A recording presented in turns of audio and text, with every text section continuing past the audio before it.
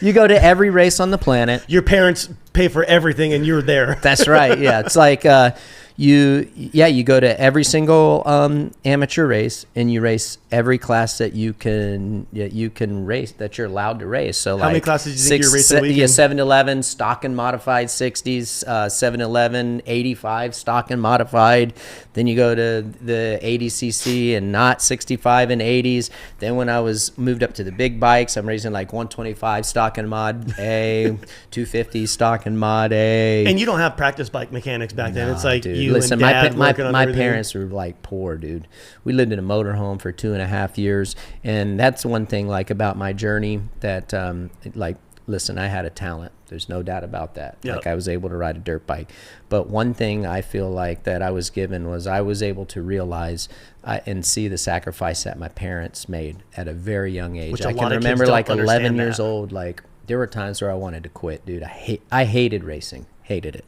And practicing and all that, especially at that young age, from like 10 to 14, hated it. Because there wasn't greener pastures, and my practice bikes were clapped, and I didn't have no practice bike mechanic, and it's just it gets so monotonous and redundant, and you're just like, dude, get me out of here. Why am I but doing this? but I always saw like the struggles that my parents would go through to get me there, and so just basically I didn't want to let them down. Yeah. And they call my bluff once in a while. I'm like, I just want to quit. They're like, well, go ahead and quit if you want to quit.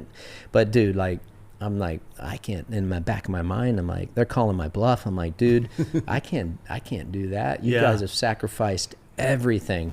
And so I think that that's one of the gifts that I was given outside of the talent. Because there are better guys that, like, I mean, take a guy like me and K-Dub. K-Dub is 10 times better. He could go hit a ramp and do it perfectly.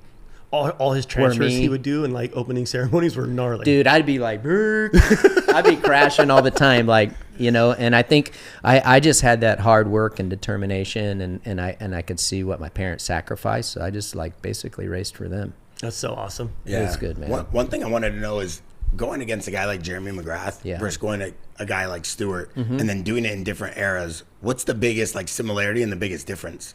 I think the biggest thing, that's a great question. So the biggest thing of racing a guy like MC is that he doesn't mess up.